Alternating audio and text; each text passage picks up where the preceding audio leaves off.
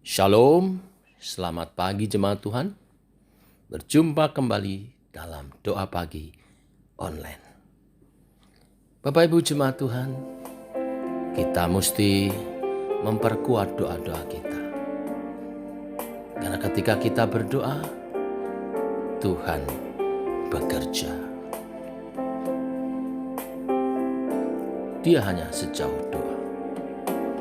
Bila kau rasa gelisah di hatimu, bila kelam kabut tak menentu hidupmu, ingat masih ada seorang penolong bagimu. Dia tak pernah jauh darimu. Bila cobaan menggodai hatimu, bila sengsara menimpa keadaanmu, ingat Yesus takkan pernah jauh darimu. Dia selalu pedulikan kamu. Berseru memanggil namanya, berdoa dia akan segera menghampiri dirimu. Percaya dia tak jauh darimu, dia hanya sejauh doa.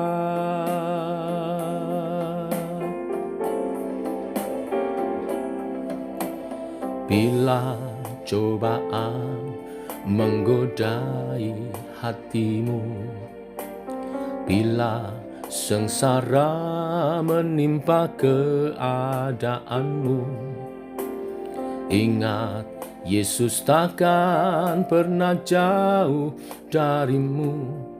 Dia selalu pedulikan kamu.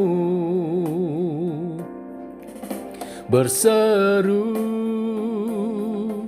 memanggil namanya, berdoa dia akan segera menghampiri dirimu.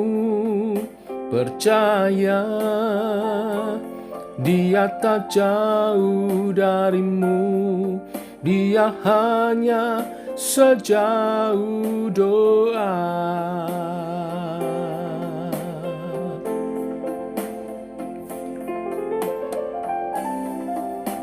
Ketika aku dalam kesesakan, aku berseru kepada Tuhan. Kepada Allahku aku berteriak minta tolong. Ia mendengar suaraku dari bait-Nya. Teriakku minta tolong kepadanya sampai ke telinganya. Mazmur 18 ayat 7.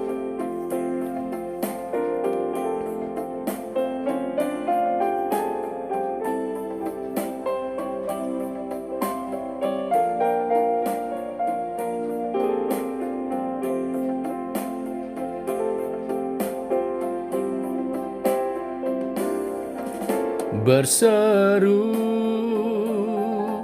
memanggil namanya, berdoa dia akan segera menghampiri dirimu.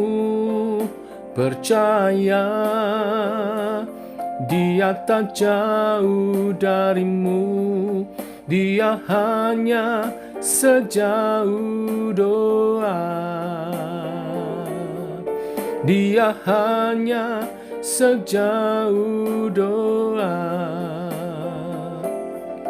Dia hanya sejauh doa.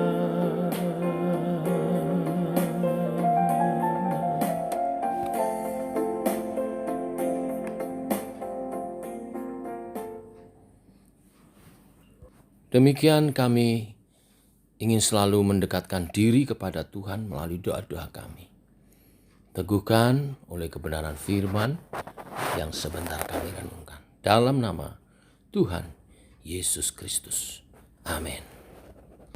Bapak Ibu, kita lanjutkan renungan firman pagi hari ini. Markus pasal 14 ayat 32 sampai 42. Judul perikop di Taman Getsemani. Lalu sampailah Yesus dan murid-muridnya ke suatu tempat yang bernama Getsemani. Kata Yesus kepada murid-muridnya, "Duduklah di sini sementara aku berdoa." Dan ia membawa Petrus, Yakobus, dan Yohanes sertanya. Ia sangat takut dan gentar. Lalu katanya kepada mereka, "Hatiku sangat sedih, seperti mau mati rasanya. Tinggallah di sini dan berjaga-jagalah." Ia maju sedikit, merebahkan diri ke tanah dan berdoa, supaya sekiranya mungkin saat itu lalu daripadanya. Katanya, "Ya Aba, ya Bapa, tidak ada yang mustahil bagimu. Ambillah cawan ini daripadaku. Tetapi jangan apa yang aku kehendaki, melainkan apa yang engkau kehendaki." Setelah itu ia datang kembali dan mendapati ketiganya sedang tidur. Dan ia berkata kepada Petrus, "Simon, sedang tidurkah engkau? Tidakkah engkau sanggup berjaga-jaga 1 jam? Berjaga-jagalah dan berdoalah, supaya kamu jangan jatuh ke dalam pencobaan. Roh memang penurut, tetapi daging lemah." Lalu ia pergi lagi dan mengucapkan doa yang itu juga. Dan ketika ia kembali pula, ia mendapati mereka sedang tidur. Sebab mata mereka sudah berat dan mereka tidak tahu jawab apa yang harus mereka beri kepadanya. Kemudian ia kembali untuk ketiga kalinya dan berkata kepada mereka, "Tidurlah sekarang dan istirahatlah, cukuplah. Saatnya sudah tiba. Lihat, Anak Manusia diserahkan ke tangan orang-orang berdosa. Bangunlah, marilah kita pergi. Dia yang menyerahkan aku sudah dekat." Bapak Ibu, pagi hari ini kembali saya ajak kita mengeksposisi kata berjaga-jagalah. Kemarin berbicara tentang berjaga-jaga menyambut kedatangan Tuhan kedua kali. Kali ini berjaga-jaga dalam doa, seperti yang Tuhan katakan kepada murid-muridnya saat mereka bersama-sama berdoa di Taman Getsemani.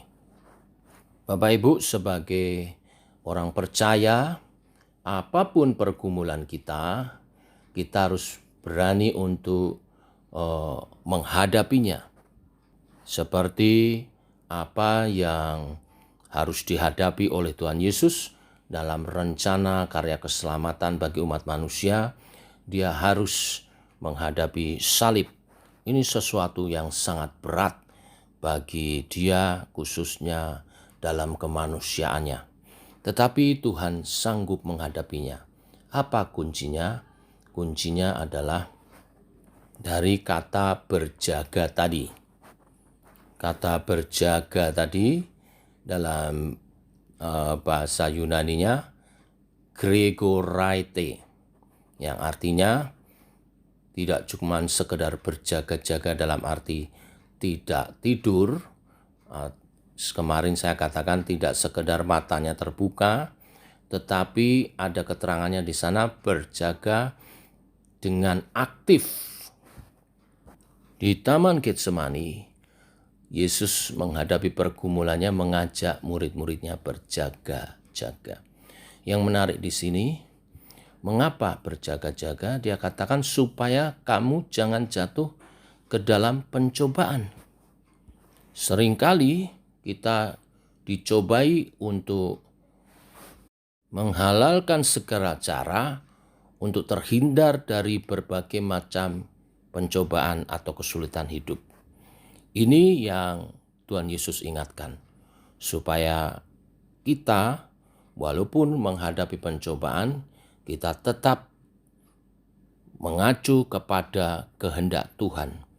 Kita tetap untuk memegang kebenaran-kebenaran firman Tuhan. 3 hal akan kita belajar tentang kata berjaga-jaga dalam arti aktif ini. Yang pertama, menghadapi pencobaan, pergumulan hidup, kita mesti tetap aktif berjaga-jaga dengan cara apa? Yang pertama, mengajak orang dekat di sekitar kita untuk mendukung kita supaya kita menang atas pergumulan kita. Ajaklah orang dekat. Inilah prinsip yang perlu kita kembangkan dalam menyikapi pergumulan yang berat. Dalam perikop ini Tuhan Yesus mengajak murid-muridnya, Petrus, Yohanes, dan Yakobus untuk berdoa bersama. Siapakah orang-orang dekat? Yaitu mereka yang ada bersama-sama dengan kita, yang peduli dan mau dan suka menolong kita. Orang dekat juga adalah orang yang punya kapasitas rohani, yang bertanggung jawab, punya hubungan dekat dengan Tuhan, sehingga dapat memberi jalan keluar secara rohani, dan yang utama dapat dipercaya juga. Dengan orang-orang dekat semacam ini kita boleh sharing pergumulan kita supaya saling mendukung di dalam doa. Yang kedua, berjaga-jaga secara aktif itu bicara kita mencari tempat yang tepat untuk mengungkapkan persoalan kita, juga untuk berdoa. Yesus mengajak murid-muridnya ke Taman Getsemani. Getsemani adalah tempat yang tepat. Kenapa? Karena di sanalah biasa Yesus berkumpul dengan muridnya untuk berdoa. Tempatnya sunyi, bagus juga untuk bisa sharing dan berdoa bersama. Di mana tempat kita saat kita diperhadapkan berbagai pergumulan? Adakah kita punya tempat yang tepat untuk menyelesaikan masalah kita? Tempat-tempat yang tepat untuk saudara menyelesaikan masalah, mendapat nasihat, dan juga berdoa adalah di gereja, di persekutuan-persekutuan doa, atau di tempat retreat. Intinya jangan sampai salah tempat saudara. Misalnya kita mau cari jalan pintas atau pertolongan sesaat ke orang-orang pintar, atau cari ke tempat hiburan. Mungkin sebentar kita melupakan masalah, tapi masalah itu tidak pernah terselesaikan. Yang ketiga, berjaga-jaga secara aktif adalah tentunya berdoa. Ini adalah tahap yang utama, yaitu memohon pertolongan dari Tuhan. Inti dari doa adalah supaya kehendak Tuhan yang jadi, sehingga kita tidak jatuh dalam pencobaan. Seperti dari awal saya katakan, yang Yesus pesankan. Dan ketika kita mendahulukan kehendak Tuhan, dalam kita menyerahkan segala pergumulan kita dan mohon pertolongan Tuhan, maka Tuhan akan memberi kekuatan untuk menjalani kehendak Tuhan itu. Dan pada waktunya Tuhan membukakan jalan, sehingga pasti adalah hasilnya yang terbaik. Inilah berjaga-jaga secara aktif. Maka hasilnya yang pertama, hubungan kita dengan orang lain akan makin ditingkatkan, karena ketika kita meminta dukungan mereka, mereka akan merasa dihargai, dilibatkan, mereka akan sangat mendukung kita. Yang kedua, dalam hubungan dengan diri kita sendiri, kita tidak akan menjadi gelisah. Kita akan lebih tenang menghadapi masalah-masalah kita, sehingga ada jalan keluar. Dan yang terakhir, hubungan kita dengan Tuhan akan meningkat. Karena apa? Karena kita mengutamakan kehendak Tuhan, maka Tuhan pasti akan memperhatikan kita dan memberi jalan keluar. Inilah kebenaran firman hari ini. Tuhan memberkati. Mari kita berdoa. Bapa, kami mengucap syukur untuk kebenaran firman-Mu, juga untuk hari yang baru. Kami tahu saat ini banyak jemaat Tuhan menghadapi pergumulan persoalan hidup, khususnya dalam menghadapi dampak-dampak pandemi COVID-19. Ada yang berduka karena keluarganya dipanggil Tuhan. Ada yang bergumul untuk keuangan dan finansial karena kehilangan pekerjaan atau berkurangnya pemasukan, kami berseru memohonkan pertolongan yang daripada Tuhan. Sebagaimana firman hari ini, segala persoalan hidup kami akan hadapi dengan pertolongan yang daripada Tuhan. Seperti Engkau mengajar kami berjaga-jaga, kami akan terus aktif mengupayakan menghadapi segala pergumulan hidup kami. Dan kami tahu Engkau memeliharakan kami, Engkau menolong kami Tuhan. Engkau tidak membiarkan kami sendiri. Engkau sendiri akan campur tangan turun tangan. Melalui saudara-saudara seiman, kami mau saling mendukung di dalam Engkau Tuhan, seperti firman hari ini. Tuhan hadir dalam kasih persaudaraan, Tuhan hadir dalam kami saling menguatkan satu dengan yang lain. Dan kami mau belajar mengutamakan kehendak-Mu Tuhan, supaya kami tetap menjaga iman percaya kami dalam menghadapi segala pergumulan hidup kami. Nama-Mu tetap dimuliakan, diutamakan. Tuhan tolong bangsa dan negara kami, Indonesia, di mana Engkau menempatkan kami sebagai warga negara, supaya kehadiran kami juga menjadi berkat atas bangsa ini Tuhan. Dalam doa-doa kami sebagai orang percaya mendukung kesejahteraan daripada bangsa ini Tuhan. Engkau tolong Presiden Jokowi, wakilnya beserta staf menterinya, dan bersama-sama dengan Kapolri juga TNI, Tuhan dapat menjaga negara ini, menjalankan tugas kewajiban mereka, memimpin negara ini dengan baik. Khususnya dalam mengambil kebijakan-kebijakan tepat semua membawa kebaikan atas bangsa ini. Kami berdoa untuk strategi pemerintah dalam memutus mata rantai penyebaran COVID melalui PPKM, supaya Tuhan kawal dan semuanya ini dapat berhasil, sehingga Indonesia boleh sehat kembali, pulih kembali, bahkan secara ekonomi juga kembali dapat berusaha, meningkat kembali, sehingga kerinduan-kerinduan daripada masyarakat dan cita-cita daripada Indonesia ini tercapai. Berkati bangsa ini, iklimnya, tanahnya, supaya dapat bertani, berternak, dan melaut untuk para nelayan, dan semuanya boleh sejahtera. Perdagangan, ekonomi, semuanya juga boleh sejahtera. Jauhkan dari disintegritas bangsa, perpecahan, jauhkan dari terorisme.